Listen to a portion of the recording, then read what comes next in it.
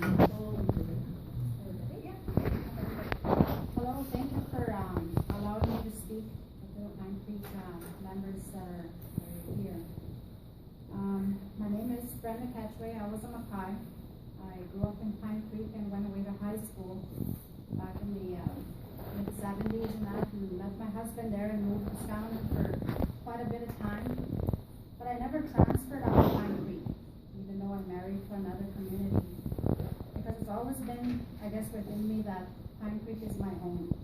And eventually this is where I'm going to come to stay full time whenever, either if I'm working or if I'm retired. A little bit of my background is in financial management and economic development. Those are my two areas of passion that I like working in. I did come back to work for Pine Creek from 1995 to 2000. I was a finance officer. And it was a really good learning experience. Because before that I was in retail and hospitality. I ran North Star Camp for 5 years before that. And we have different people coming in. But anyways, when I came to work here in 95, Clifford McKay was the chief, and we had council members that were like Norbert Abigoses and Albert Meekna. And Michael Campbell, I believe. And it was a totally different council when I came back to work again in 2004. I came back for 10 months. And we had a different council, and you could tell already that the council had a different mentality, a different way of operating. And then I came back again another 3 months in 2000 and, wow, I think it was 2 years ago. But those first 5 years, the council would say, okay, well, we hired you, you do your job, you just tell us how everything is going, and if we're doing good, if we're not doing good, and we'll support you. So everything really worked out good there. And I know some comments that came back to me is like, well, you just left us, you moved away and left us. But that wasn't what really happened. What happened was I asked for some time off to look after my uncle because he was going to pass away, and that's the second passion for me from besides family is looking after that family. And I told him, okay, so I brought him home, and he lived for 7 weeks. And when I was going to go back to work, well, they said, well, we don't want you back. Kind of attitude, and I said, well, okay, fine. I'll go and pursue other things. And I went to work at the Tribal Council as a social development advisor. And I did that for a year, and then they asked me to move into the finance, to become the finance administrator, because they were running into a deficit there. And like I said, in 2004, I was asked to come back because there was a governance document that was being developed by the community.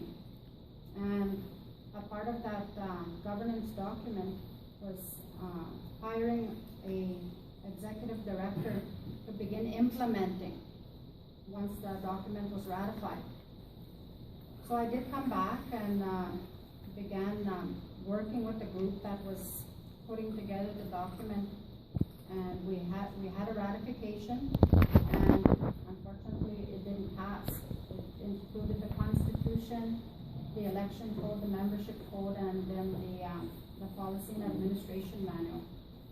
So the council, the chief and council at that time were pretty disappointed it didn't pass, and said, well, we have it within our power, we'll pass the policy and finance administration manual.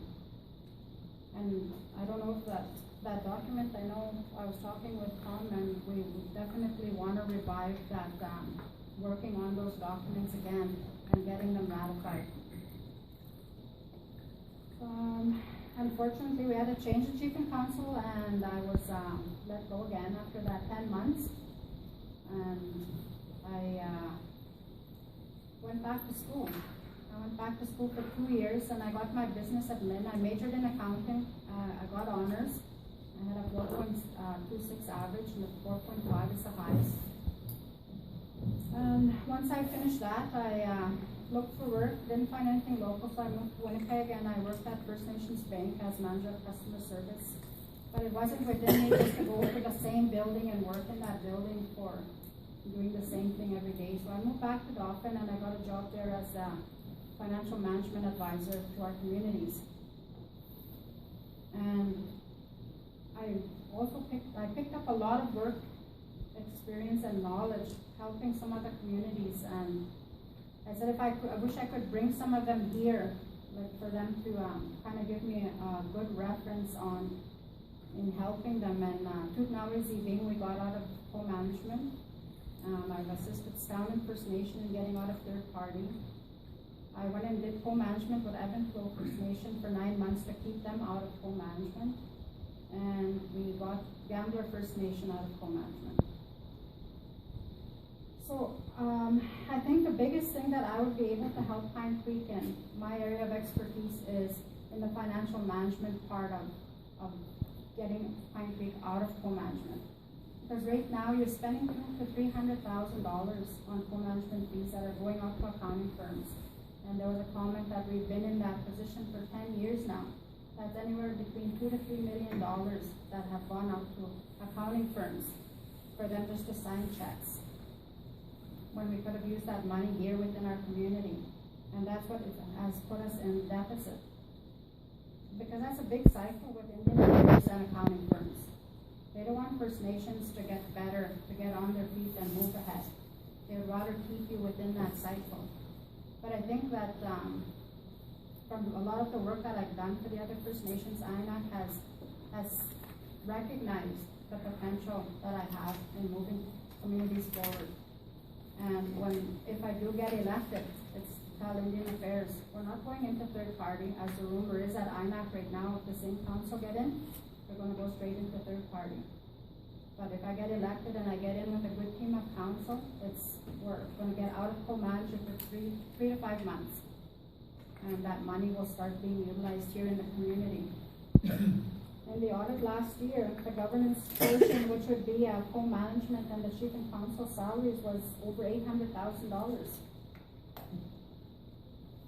So that's money that could be spent on hiring our own band members that have accounting experiences, that have a human resource management experience. So that would be my biggest asset in that.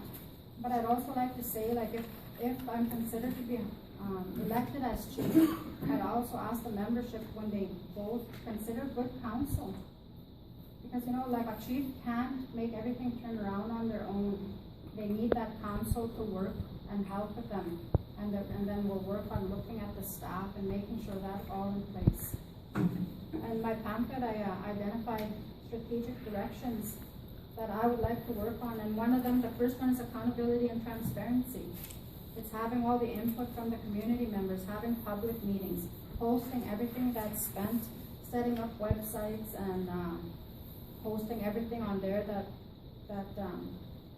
and in a manner with explanations so that everybody can understand them. The second one is Pine Creek membership relationships. A lot of what I'm hearing is the negativity between Camperville, Pine Creek, and Duck Bay. And maybe I'm gullible and I wrote on there, like there's the potential for an addition to reserves process when I hear some of the council that are more knowledgeable in talking about the 3D land entitlement. Addition to reserve process is saying, well, we have this much more band membership now, so we need this much more land. And I was going to propose, like, to the members of Camperville and Duck Bay, well, let's make Camperville and Duck Bay. We're 66A, Duck Bay could be 66B, Camperville could be 66C. We could have representation from Duck Bay, we could have representation from Camperville come to sit with our council and that would be a way for us to get more funding. Everybody says, well, our money is sent to Pine Creek. Our money is sent to Pine Creek, like how come they don't give us money? Because your money is given to the province of Manitoba. That's why. But if we did that addition to reserve process and made this, then we would get all the funding for the members in Camperville and Duck Bay. And in closing, I would say, like I said, vote in council that are knowledgeable. Like Thomas is very knowledgeable in specific claims and treaty land entitlement. Cindy is very knowledgeable in economic development. Vote in new council that are going to be able to work. And I won't be your leader. I'll be your worker. I'll work for you. You know, that's the government that says the chief is your leader. And everybody says, well, you're our leader, do everything for us. But actually the chief and council are here to work for the band members or your workers. Yeah, thank you.